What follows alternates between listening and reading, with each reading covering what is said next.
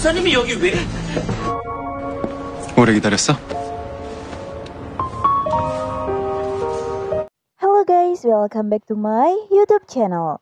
Di konten kali ini, Lensa Film akan ngebahas alur cerita bisnis proposal episode 7. Buat kalian yang belum nonton episode-episode sebelumnya, Mimin udah buat ini, link ada di deskripsi ya. Oke, nggak usah kelamaan basa-basi, langsung aja kita check it out.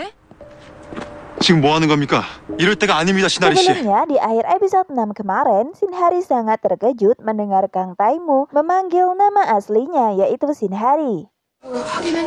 Setelah itu mereka berdua segera ke kantor polisi menemui Jin Yongso dan juga sekretaris Cha. Polisi menunjukkan bahwa Shinhari dan Jin Yongso terekam ke dalam kamera pengintai tersebut. Namun polisi hanya memberi hukuman denda kepada pelaku penguntit.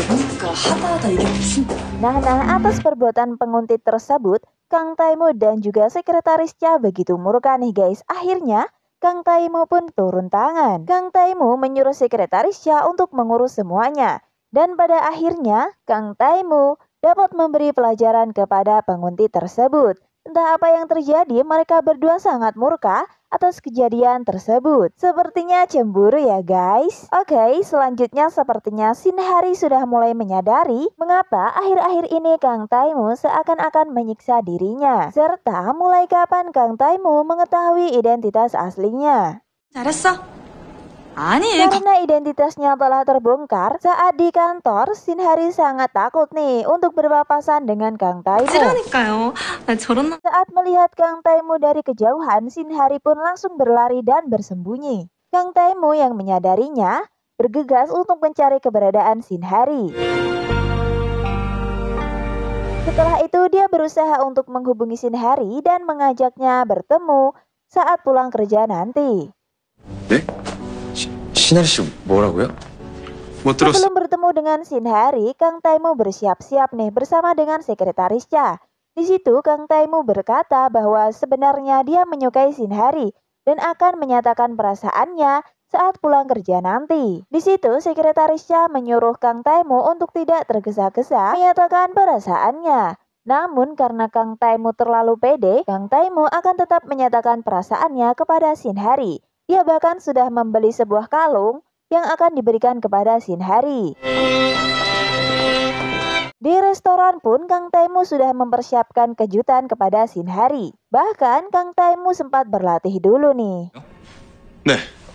Dan saat Shinhari tiba, tidak seperti yang ia bayangkan, Shinhari malah presentasi di depan Kang Taimu. Karena Shinhari merasa bahwa Kang Taimu selama ini ingin memecat dirinya karena telah membohongi Kang Taimu. Jadi di situ Shinhari malah presentasi agar Kang Taimu tidak memecatnya ya guys. Keesokan harinya, Shinhari terus-terusan menunggu pesan dari Kang Taimu. Apakah presentasinya diterima atau tidak? Sampai-sampai saat Shinhari pergi bersama dengan teman-temannya, dia masih terus-terusan memeriksa ponsel apakah ada pesan dari Kang Taimu. 네가 왜 설쳐? Terlihat di situ juga ada Lee Min-woo bersama dengan pacarnya. Tapi ternyata pacar Lee Min-woo ini sangat menjengkelkan. Dia tidak suka kepada Shinhari karena sepertinya Lee Min-woo menyimpan perasaan kepada Shinhari. 지금 한번 보자. Nah, di situ karena Shinhari terus-terusan mengecek ponsel, akhirnya teman-temannya penasaran nih kenapa Shinhari terus melihat ke ponsel. Kemudian Jin Yongso berkata bahwa Shinhari mempunyai seorang pacar yang sangat keren, ganteng, dan kaya. Jin Yongso berkata seperti itu karena dia tidak suka sikap dari pacar Lee Min-woo kepada Shinhari. Keesokan harinya Shinhari kerja seperti biasa nih guys. Dan akhirnya Kang Taimu menghubungi Shinhari.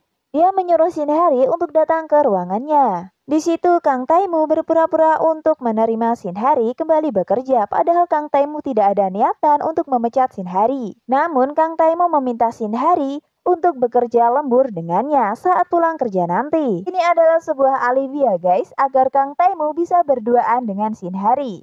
Di sini Kang Taimu mengajak Shinhari berkencan ke sebuah bioskop. Tidak seperti yang kita duga ya guys, di sini Kang Taimu menyewa satu buah teater VIP untuk mereka berdua. Di sini sempat terjadi sebuah adegan mesra saat kursi Shinhari macet. Karena adegan mendebarkan tersebut, Shinhari malu nih guys dan akhirnya izin pergi ke toilet. Namun saat kembali, Shinhari bertemu dengan rekan kerja lainnya. 일로 갔나? Setelah ngobrol-ngobrol, tiba-tiba rekan kerja Shinhari menyusul Shinhari ke tempat Shinhari dan Kang Tae-mu nonton. Shinhari yang sangat terkejut spontan memukul-mukul Kang Tae-mu. Lucunya di sini Kang Tae-mu hanya bisa pasrah dan mengikuti arahan dari Shinhari. Dia bahkan keluar dari gedung teater tersebut dengan merangkak. Bahkan harga diri seorang CEO besar dipertaruhkan di sini ya guys. Sementara Shinhari dan juga teman-teman lainnya menonton di ruangan VIP yang disewa oleh Kang Tae-mu, Kang Tae-mu menunggu di depan teater sampai filmnya selesai. Akan tetapi hasilnya malah zonk ya guys, karena Shinhari diajak minum-minum oleh teman-temannya. 드릴게요. 네.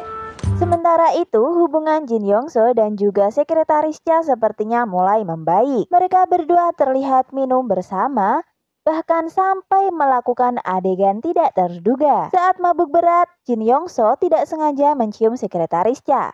Dan di preview episode 7 diperlihatkan mereka berdua melakukan adegan terlarang nih guys. Sementara itu Kang Tae-mu terus-terusan berpikir bagaimana cara untuk mengajak Shinhari berkencan.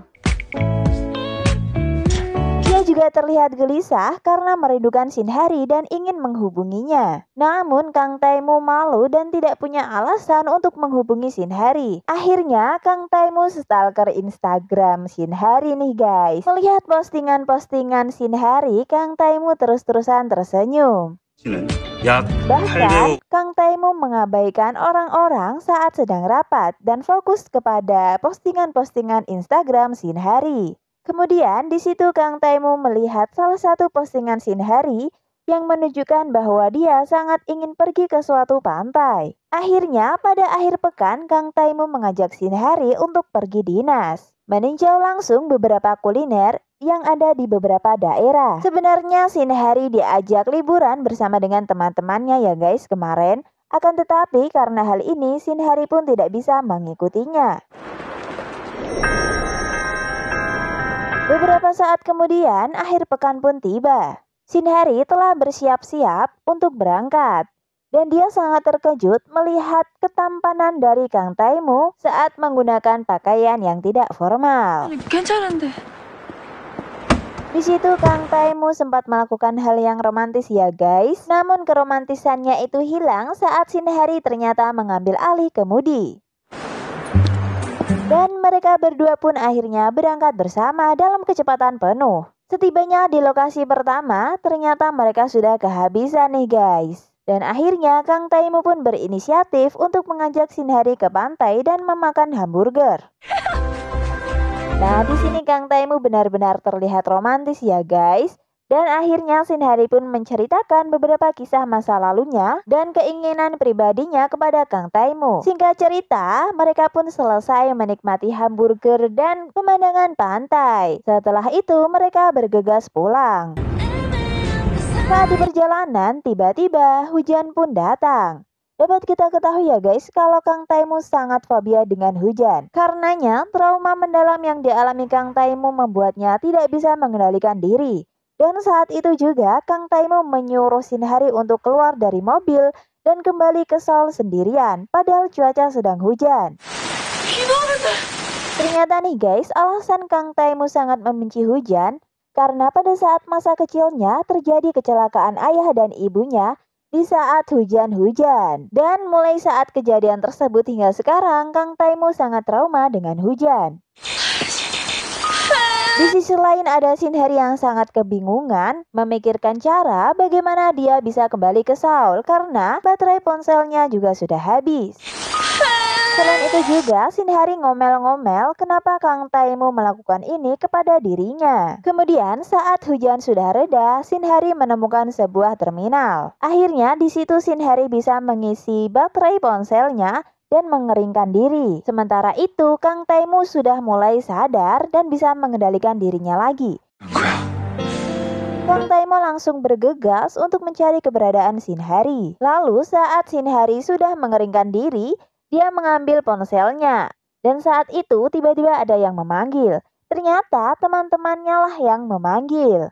민우 촬영지가 여기로 바뀌었다고 했잖아. 카톡 못 봤어? Di situ teman-teman Shinhari berkata, "Kenapa kamu berada di sini? Pasti kamu pergi bersama dengan pacarmu." Di situ Shinhari terlihat sangat terpojok karena sebelumnya Jin Young-soo mengatakan bahwa akhir pekan nanti Shinhari akan pergi bersama dengan pacarnya yang tampan dan kaya. Setelah itu saat Shinhari akan mengakui kalau dirinya sebenarnya berbohong, tiba-tiba Kang Tae-moo datang dengan memanggil sayang. Shinhari yang mendengar sangat terkejut. Setelah itu, dia menghampiri Shinhari dan teman-temannya. Di situ, Kang Tae-moo memperkenalkan dirinya sebagai pacar dari Shinhari. Teman-teman Shinhari yang melihatnya sangat kagum dengan Kang Tae-moo. Wah, meleleh deh. Episode kali ini benar-benar seru ya guys, apalagi episode minggu depan. Makanya Mimin bakal upload alur cerita episode selanjutnya di konten selanjutnya ya guys. Dan agar kalian tidak ketinggalan, stay tune terus ke channel ini dengan tekan subscribe, like, dan beri masukan di kolom komentar. Dan yang terpenting, jangan lupa tekan lonceng agar kalian tidak ketinggalan konten-konten terbaru dari channel ini. Terima kasih telah tonton video ini sampai habis. Mohon maaf bila masih banyak kekurangan dalam konten kali ini. Sampai jumpa di konten selanjutnya. Bye-bye.